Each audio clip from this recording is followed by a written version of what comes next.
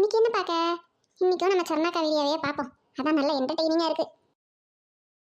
அட, நம்ம அக்கா லைவ்ல வந்திருக்காங்க போலயே. ஹாய் ஃப்ரெண்ட்ஸ், இந்த லைவ் வீடியோல உங்களை பார்க்கறது ரொம்ப சந்தோஷமா இருக்கு.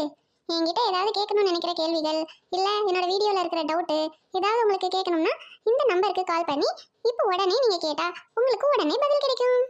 ஃபோன் பேச கூச்சப்படுறவங்க கமெண்ட்ல உங்க டவுட்டை கேட்டீங்கன்னா அதுக்கும் நான் கண்டிப்பா பதில் சொல்லுவேன். பரவாயில்லையே, ஃபோன்ல டவுட் கேட்கலாமாமே. இந்தா உடனே கூப்பிடுறேன். இதோ ஒரு காலர் லைன்ல வந்திருக்காங்க. யாருன்னு கேட்கலாமா? ஹலோ ஹலோ சொர்ணக்கா, நான் தான் வசந்தி பேசுறேன். உங்க வீடியோலாம் ரொம்ப நாளா பாக்குறேன். வசந்தி மேடம், என்னோட பேரு சொர்ணக்கா இல்ல. ஆடா, அது தெரியுமா? அது நான் என் செல்லமா கூப்பிடுற பேரு. உங்ககிட்ட என்ன டவுட் கேட்டாலும் நீ கிளியர் பண்ணிடுவியா? ஆமா மேடம், அதுக்கு தானே நான் லைவ்ல வந்திருக்கிறேன். என்ன டவுட்டா இருந்தாலும் கேளுங்க. சமையல்ல, என்னோட வீடியோல இல்ல என்னைய பத்தின கேள்விகள் எதுவா இருந்தாலும் கேளுங்க.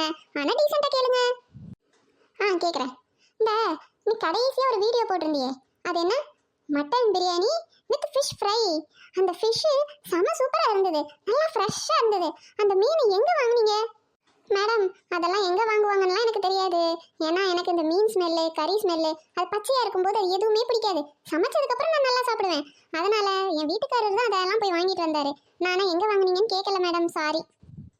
ஓ அப்படியா? சரி, அப்போ பச்சை வாடையே ஆகாதுன்னா அதெல்லாம் கழுவி சமைக்கணுமே, எப்படி அதெல்லாம் கழுவுவீங்க?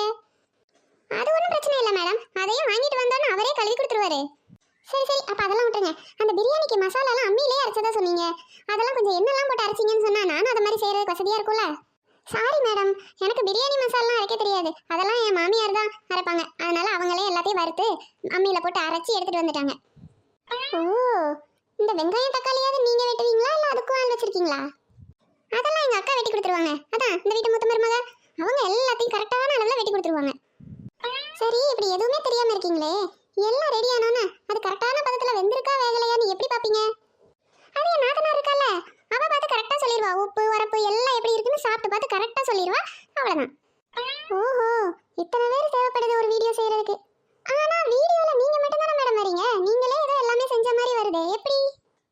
ஆமா மேடம், எல்லாத்தையும் அடுப்புல போட்டு கிண்டுற வேலை இருக்குல்ல, அதுதான் நான் செய்வேன். வீடியோ போடுறதுக்கு அது போதாதா? எப்படி எப்படி? ஒரு கறி மீன் வாங்க தெரியாது, அதை கழுவ தெரியாது, ஒரு வெங்காயம் தக்காளி வெட்ட தெரியாது, ஒரு மசாலா கூட அரைக்க தெரியாது. ஆனா நடக்கிறது குக்கிங் சேனல். அடுப்புல வச்சு கிண்டி இறக்குனா உனக்கு சமையல், அப்படித்தானே? இதுல எந்த டவுட்டா இருந்தாலும் கேளுங்கன்னு ஒரு லைவ் வீடியோ வேற. இதுக்கப்புறம் உன் சேனல்ல சமையல் வீடியோ வந்துச்சு இருக்கு.